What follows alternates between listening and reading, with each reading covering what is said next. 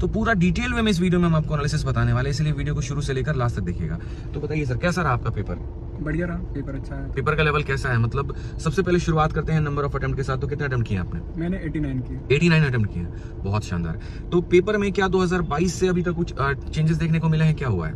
Paper का level मोर और less 2022 के जैसा ही था, सिमिलर था। थोड़ा और बोलिएगा। 2022 के सिमिलर में ही था, ठीक है। तो सबसे पहले शुरुआत करते हैं रीजनिंग से। तो रीजनिंग के बारे में आप क्या कहेंगे?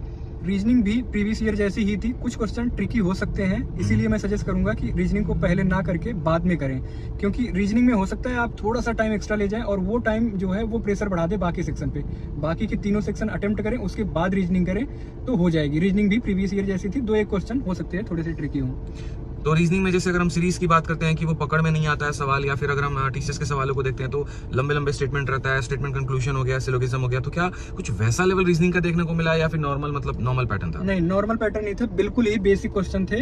1-2 क्वेश्चन हो सकते हैं थोड़े से ट्रिकी, क्योंकि वो एग्जाम प्रेशर में क्लिक नहीं करते हैं। 2-3 क्वेश्चन हो सकते हैं, उससे ज्यादा नहीं। डाइस का 2 क्वेश्चन था, सिंपल ही थे। तो जैसे सीरीज का 1 ही क्वेश्चन था, बाकी सेक्शन भी 1-1, 2-2, सिलॉक्स 1 ही था, तो 1-1, 2-2 क्वेश्चन थे, नॉर्मली क्वेश्चन थे, बन सकते थे।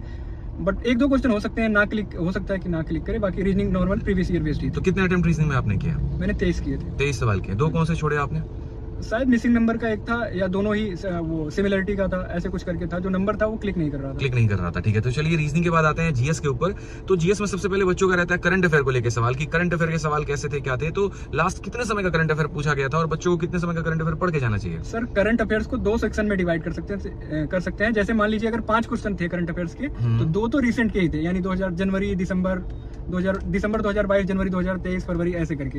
बाकी का जो सेक्शन था वो काफी पुराना था, वो फैक्ट बेस्ड था। जैसे किसी पर्सन को अगर कोई अवार्ड दिया गया है, वो किस फील्ड से रिलेटेड है। जैसे ये पद्म विभूषण और ये सब पद्म जो अवार्ड दिए जाते हैं 26 जनवरी वगैरह को, वो किस पर्सन को दिए गए हैं, वो किस फील्ड से हैं, वो क्या खेलते हैं। जैसे 2021 के एक, मतलब कि स्पोर्ट्स से रिलेटेड एक क्वेश्चन था, तो वो भी ऐसा ही था कि काफी पुराना था। तो काफी पुराने क्वेश्चन थे 2021 के, 2022 के। अगर आप फेज 11 की आंसर की कल आई है, अगर आप उसको देखोगे तो उसमें भी ऐसे ही क्वेश्चन थे, जो 2022 स्टार्टिंग या 2021 फैक्ट बेस्ड क्वेश्चन थे।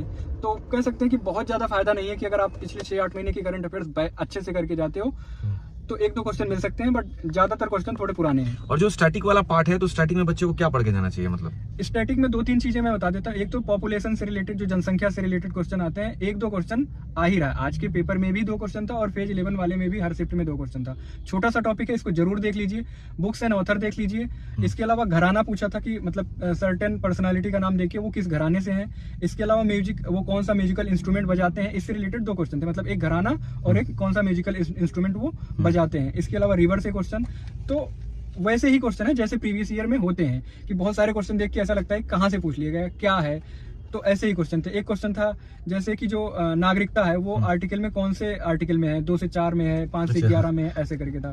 तो ऐसे ही तो मतलब ओवरऑल अगर हम बात करें तो पॉलिटी से भी सवाल है, ज्योग्राफी से भी है, हिस्ट्री से भी है, मतलब पूरा जीएस से आ रहा है। बढ़िया समावेश है, फैक्ट बेस्ड आ रहा है सवाल, इसमें कोई दिक्कत की बात नहीं। साइंस से भी काफी क्वेश्चन है, साइंस से भी क्वेश्चन है। चलिए, तो एग्जैक्ट क्वेश्चन की हम बात नहीं करेंगे अभी, ठीक है। साथ में एक और बात करते हैं कि इंग्लिश के बारे में बताइए, कि इंग्लिश में वोकैबुलरी हो गया, कॉम्प्रिहेंशन हो गया, ग्रामर हो गया, ठीक है। तो उनका क्या रोल है, मतलब किस तरीके से सवाल आ रहे हैं, क्या इस बार का कॉम्प्रिहेंशन लेंथी है, किस तरीके से बच्चों को करना चाहिए? मतलब कॉम्प्रिहेंशन की बात करें तो उसमें क्लोज टेस्ट था। क्लोज टेस्ट को मैं बोलूंगा कि मॉडरेट लेवल का था, थोड़ा सा ठीक था।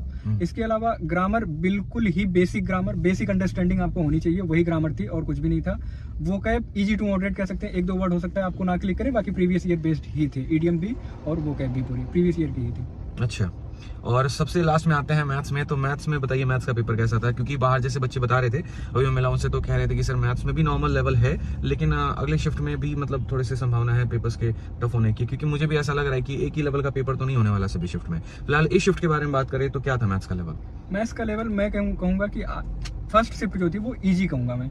ना तो बहुत ज्यादा कैलकुलेशन थी, ना ही कोई ऐसा अलग सा कंसेप्ट पूछ रखा था। इजी था, इजीली आप 14-15 मिनट अगर आपने अच्छे से सिलेबस कर रखा है तो 14-15 मिनट में मैथ्स कर सकते थे। इजी था, कुछ भी नया नहीं पूछा गया था, प्रीवियस ईयर बेस्ड ही क्वेश्चंस थे सारे।